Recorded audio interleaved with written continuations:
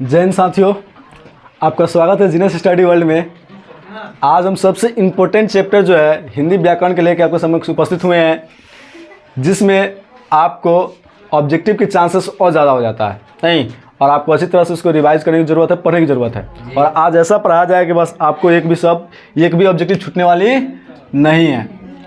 आज एकदम क्लास में ना, आज पूरे क्लास में बच्चे सब बैठा हुआ है, उनके समक्ष बनाया जा रहा है वीडियो नहीं। आप लोग भी जुड़िए अच्छी तरह से इससे। आज हम बात करें लिंग के बारे में नहीं। अब लिंग किसे कहते हैं, ये तो सब कोई बचपन से पढ़ रहा है, जान रहा है कि नहीं। लिंग किसे कहते हैं? स्त्री का बोध करेगा तो स्त्रीलिंग, पुल्लिंग का बोध करेगा तो पुल्लिंग। मतलब जो क्या स्त्री या पुरुष का बोध करे उसको लिंग कहते हैं। और लिंग के दो भाग में डिवाइड कर दिए हैं, जैसे यहाँ पे देखे समझ लेते थोड़ा सा।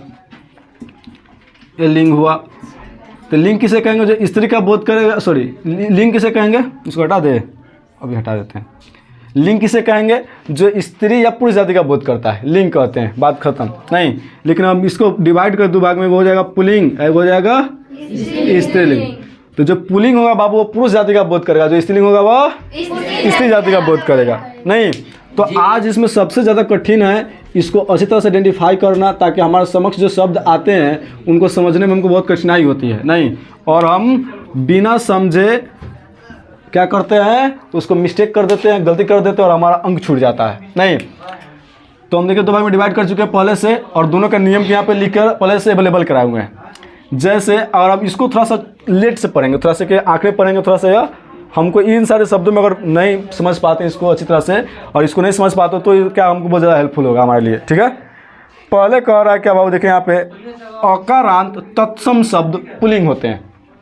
अकारांत मतलब कि ऐसे शब्द जिसके अंत में क्या आकार की मात्रा ना हो, आकार की मात्रा ना हो। और आकार की मात्रा हो गया तो वह शब्द तो इसमें आ ही जाएगा, नहीं आ जाएगा जी। लेकिन इसमें आकार की मात्रा अगर नहीं होगा तो वह शब्द क्या हो जाएगा, पुल्लिंग। जैसे बताइए, हम लिखते हैं पुष्प नहीं पुस्तक, तो ये सारे शब्द क्या हो गया, पुल्लिंग हुआ। सीधी सी बात है, क्योंकि इसमें आकार की मात्रा कहीं दिखाई नहीं दे रहा। और ये सारे शब्द क्या संस्कृत का शब्द है, न कि हिंदी का शब्द है। क्या संस्कृत का शब्द है। तत्सम किसे कहते हैं, मतलब वैसे संस्कृत के शब्द जिसका प्रयोग हम हिंदी में करते हैं, क्या कहलाता है, तत्सम कहलाता है। तत्सम तद्भव देशज विदेशज आपको पढ़ा चुके हैं पहले, आप वीडियो में देख चुके हैं। फिर बता रहा आकारांत शब्द हिंदी का होना चाहिए, मतलब ऐसा शब्द जिसमें क्या होना चाहिए, हिंदी का शब्द होना चाहिए, और उसमें आकार की मात्रा होना चाहिए। कितनी की मात्रा होना चाहिए, आकार की मात्रा। मतलब यह समझना है कि जिस शब्द के अंत में आकार लगा हुआ होगा शब्द क्या होगा, इस पुल्लिंग होगा। क्या होगा, पुल्लिंग। तो सब स्त्रीलिंग बोला, पुल्लिंग होगा, क्या होगा, पुल्लिंग। और आगे चलते थोड़ा सा और देख लेते हैं उसमें क्या होगा, इसमें भी जानने की जरूरत है, तब सब पढ़े हुआ है यहाँ पे देखिए। और समझना आगे, जिन शब्दों के अंत में प्रत्यय अंत में लगता है और उपसर्ग जो है क्या होता है हमेशा पहले लगता है, तो जिन शब्दों के अंत में ये प्रत्यय लगे होंगे, प्रत्यय मतलब आखिरी में लगा हुआ होगा, वह शब्द क्या होगा, पुल्लिंग। देखिए जैसे तो, जैसे महत्व हो जाएगा, पढ़ना हो जाएगा ना, वही आ वाला बात हुआ। यहाँ पे हिंदी का शब्द जो था आ यहाँ पे आ गया है, पढ़ाना, दोहराना, ये सब क्या होगा, आ के बाद मात्रा इसमें आ गया, वो शब्द क्या हो जाएंगे, पुल्लिंग। आटा नहीं, आओ, पढ़ाओ हो गया, इसे पढ़ाओ, लिखावट जो लिखाओ हो जाएगा। और भी बहुत सारा समझ सकता है, आवा, औरा, पन, यह सारे प्रत्यय जिन शब्दों में लगे हुए होंगे वो शब्द क्या हो जाएंगे, पुल्लिंग। मतलब अब ये क्या है, प्रत्यय है, प्रत्यय आखिरी में लगा होता है, शब्द के अंत में लगा होता है, और शब्द के अंत में इसमें कोई भी शब्द अगर दिखाई देता है क्या हो जाएगा, पुल्लिंग हो जाएगा, है कि नहीं। देखिए अगला क्या है, द्रववाचक संज्ञा, जो किसी द्रव्य का बोध करता है। पता है ना जी, द्रव्य का बोध कैसे हो जाएगा, सोना। लेकिन शब्द कथी होना चाहिए, हिंदी का होना चाहिए नहीं, सोना, लोहा, हाँ लोहा, तांबा, नौ, पीतल। लेकिन एक बात याद करना है, लेकिन सब सोना के बाद में चांदी बोलता है, तो चांदी जो होता है, चांदी क्या होता है, चांदी बाबू क्या है, अच्छा दिखाई नहीं दे रहा है, तो जो चांदी है, चांदी क्या हो जाएगा, स्त्रीलिंग हो जाएगा, या अपवाद में है, कहते में अपवाद में है कि चांदी क्या होता है, स्त्रीलिंग होता है नहीं।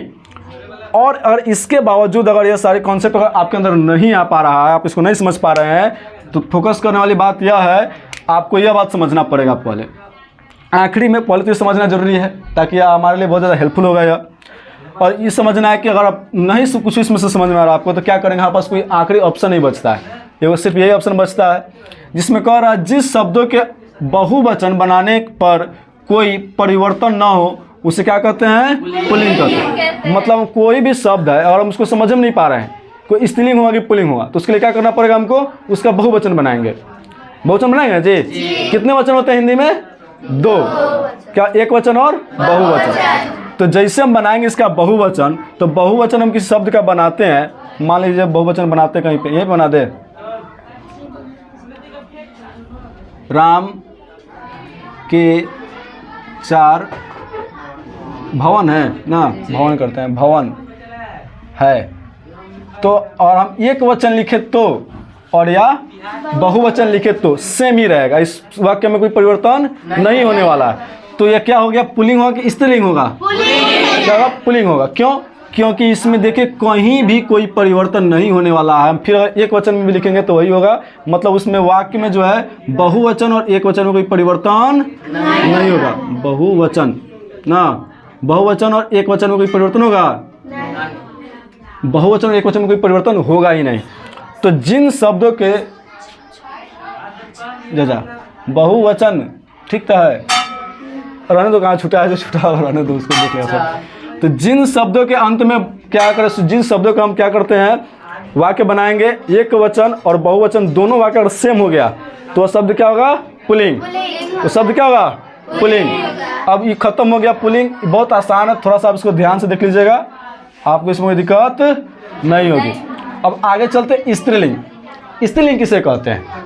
स्त्रीलिंग में, और इसको छोड़ दे, थोड़ा सा टफ होता है, थोड़ा बाद में जब ये समझ में आए तब ये हमारे लिए होता है, ठीक है।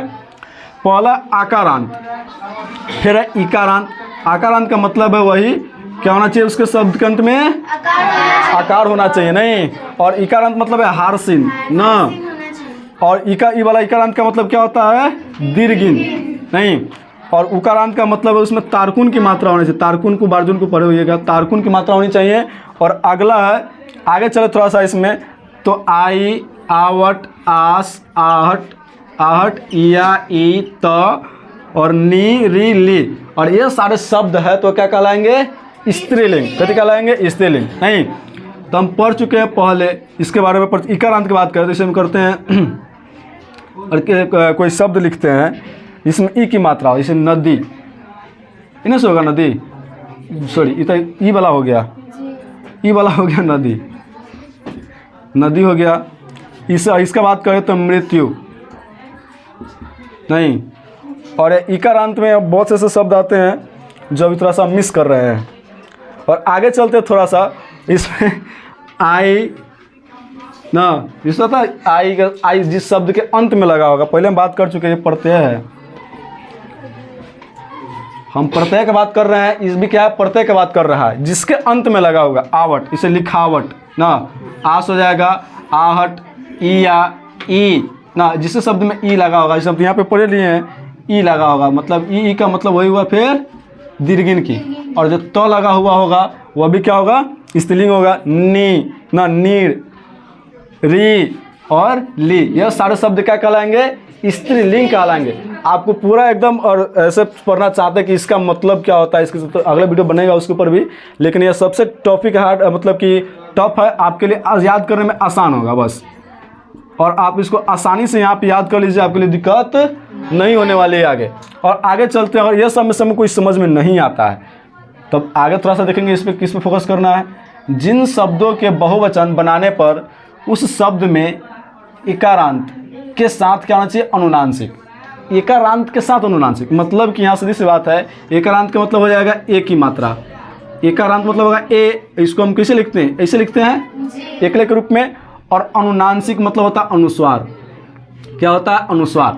अगर ये दोनों एक साथ में आते हैं, मतलब कि एकले के साथ में भी देखिए बहुत से शब्द लिखते हैं, इससे लिखे में, ये अनुस्वार आ गया इसके साथ में, है कि नहीं है। तो ऐसे जैसे सब जितने भी शब्द होंगे और उसके साथ हम अगर इसका इस्तेमाल करेंगे तो वह शब्द क्या हो जाएंगे, स्त्रीलिंग हो जाएंगे।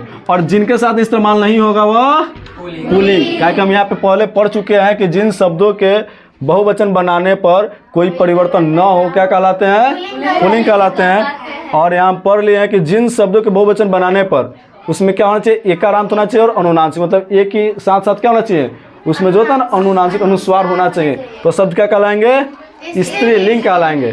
तो दोस्तों यह आपके लिए बहुत ही हेल्पफुल होगा और साथ ही आप इसको क्या कीजिएगा, थोड़ा सा नोट डाउन कीजिएगा और इसके रिवाइज करते रहिएगा। बने रहिए हमारे स्टडी चैनल से, जीनेस स्टडी वर्ल्ड से।